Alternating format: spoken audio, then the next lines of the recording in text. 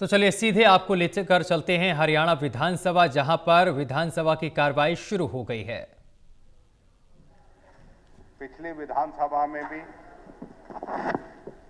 जो 2019 से 24 थी और पिछले अगस्त के सेशन में भी 27 अगस्त को यह विषय उठाया था यहां।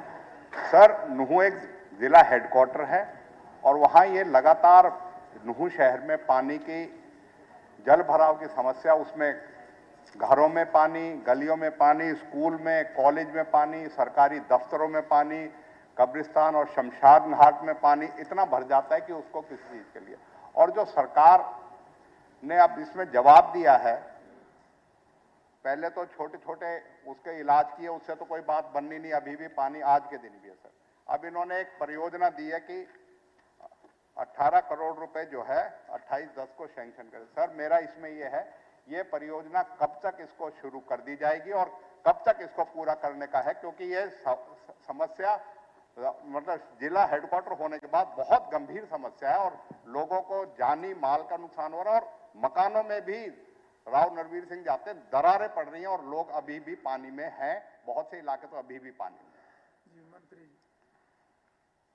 माननीय अध्यक्ष महोदय, मैं आपके माध्यम से माननीय सदस्य को बताना चाहूँगा कि ये जो बरसात के समय में जो आउटर एरिया है उसके अंदर 2-3 दिन तक पानी ज़्यादा रहा था और उसके बाद जो है पानी निकालने का काम डिपार्टमेंट के द्वारा किया गया है और इसके लिए आगे पानी ना भरे, इसके लिए हमने एक योजना तैयार की है जिसमें 18 करोड़ 17 लाख रुपए की इसमें प्रशासनिक रूप से अनुमोदित कर दिया है और इसको आगामी 4 महीने के अंदर अंदर इसका टेंडर हो जाएगा और इसको हम कंप्लीट करने का काम कर देंगे ताकि आगे इस तरीके की दिक्कत उसके अंदर जो है वो ना आए। ज़्यादा दिक्कत जो आउटर आबादी है, जो जिसके अंदर जो हम जिसको अवैध कॉलोनी बोलते हैं, उस टाइप की थी, उस साइड से जो बाहर के साइड से जो है ये पानी अंदर आया और वहाँ से निकालने का काम किया। आज के दिन कोई पानी जो है वो नहीं खड़ा है, मेरे पास सारे के सारे टोटली फोटोग्राफ्स भी है,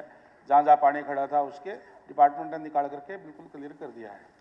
सर, मैं फोटोग्राफ तो इसलिए नहीं लाया क्योंकि फिर फोटोग्राफ पे हमारे मुख्यमंत्री जी का एतराज होता है, लेकिन मैं आपसे कह सकता हूं 2 महीने तक पानी भरा रहा और आउटर एरिया नहीं जी, नुहू का जो कोर एरिया है, जो बीच का एरिया है, हमारे वहां सरकारी जो दफ्तर हैं, जहां डीसी पहले बैठता था वो बीच में है, जहां स्कूल है वो है, हमारा लड़कियों का स्कूल है वो है, हमारा कॉलेज है उसमें है और सरकारी और जो कॉलोनियां जो शहर के उसमें है। और ये स्थिति आज भी, क्योंकि पानी जो है निकालने की निकासी का इंतजाम नहीं है, इसलिए हमने तो मुख्यमंत्री जी से पिछले उसमें आग्रह किया था कि उसको ड्रेनेज करने के लिए जो है ये बार बार पाइप लगा के उसे लगाना, सड़कों का जो 7 नालियां बनी पड़ी हैं वो भी चौक रहती है मंत्री जी।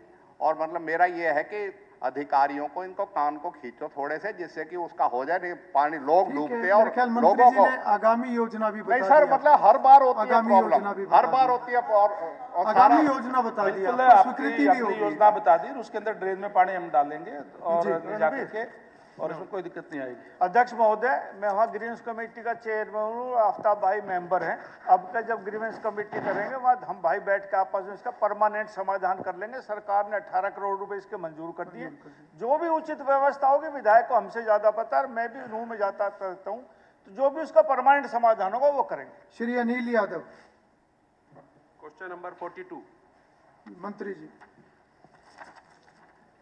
श्रीमान जी, कै और खै कोसली में एक सब डिपो स्तर की कर्मशाला स्थापित की गई है।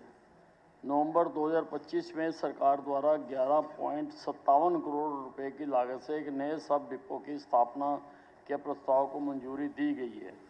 इसके लिए नवंबर 2025 में 92 नए पदों की स्वीकृति भी दे दी है।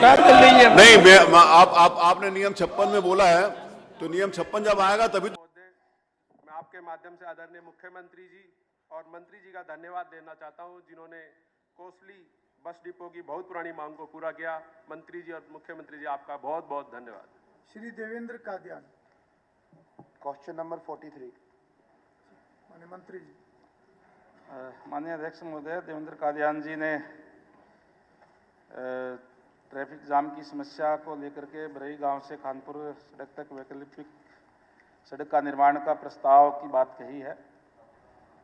अभी तक ये नहीं था, लेकिन मैं माननीय सदस्य को आश्वासन देना चाहता हूं कि हम इस बाईपास बनाने का जहाँ तक प्रश्न है, मैं इसकी डीपीआर तैयार करवा करके और ई भूमि के माध्यम से ज़मीन लेकर के और उसमें आगामी कार्रवाई हम करेंगे और इसकी फिजिबिलिटी चेक करवा करके जब फिजिबिलिटी अगर इसकी ठीक बैठती है तो हम इसको बनवा देंगे।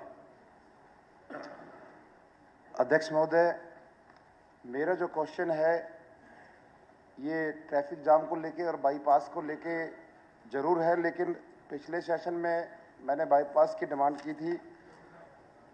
उसमें जो अड़चन आ रही थी वो ज़मीन एक्वायरमेंट की अड़चन थी और माननीय मुख्यमंत्री जी के नेतृत्व में एक मीटिंग हुई थी हमारी एसएमडीए की, उसमें भी उसका बजट ज़्यादा आ रहा था, वो चीज़ उसमें रह गई थी। लेकिन अब मेरा जो क्वेश्चन है, इसके अंदर हमने एक वैकल्पिक रास्ता है जो कि इरिगेशन की लैंड है, एक हमारे राजपुर माइनर है, उसके साथ साथ एक ये लिंक रोड निकल सकता है, ज़मीन नहरी विभाग की है। यदि वो लिंक रोड हमारा बीएनआर डिपार्टमेंट उसे निकाल देता है तो कुछ ना कुछ उससे हमारे को 30-40% राहत मिल जाएगी। मंत्री जी से निवेदन है आपके माध्यम से, ये हमारे दोनों डिपार्टमेंट आपस में तालमेल करके यदि हमारे को ये रास्ता मिल जाए तो ज़रूर कुछ ना कुछ राहत मिलेगी।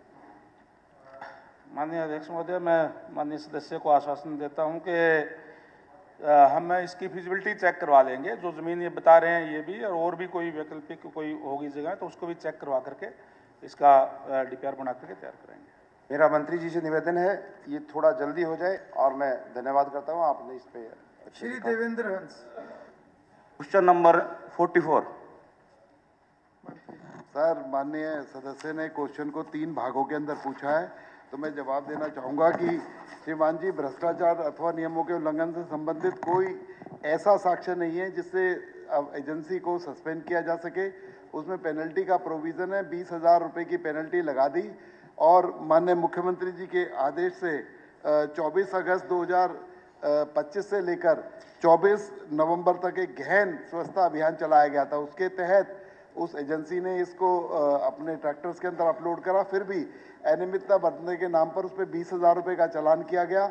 और माननीय सदस्य ने पूछा है कि ये एजेंसी को 22 साल के लिए क्यों दिया गया, तो ये खाली एजेंसी को नहीं दिया गया। हरियाणा के अंदर ऐसे 5 क्लस्टर बनाने का निविदाएं मांगी थी, जिसके तहत 4 क्लस्टर इसके अंदर सोनीपत, पानीपत, करनाल, कैथल, थानेसर और भिवानी, सिरसा, ये 4 क्लस्टर को ये काम आवंटित किया गया था। ये कोसी जो अपने कमेटी ऑफ सेक्रेटरीज उसके अंदर इसको एग्जामिन करने के बाद माननीय मुख्यमंत्री जी ने इसकी जो है परमिशन दी थी। और इसमें एक बहुत बड़ा इन्वेस्टमेंट होता है, 200-300 करोड़ रुपए का इन्वेस्टमेंट इस क्लस्टर को बनाने के लिए होता है, इसलिए इसकी ज़रूरत 20-22 साल के लिए होती है। और आज भी ये यहीं पर ही नहीं, अन्य प्रदेशों में भी, केंद्र में भी, और केंद्र की गाइडलाइन भी इसी तरीके की।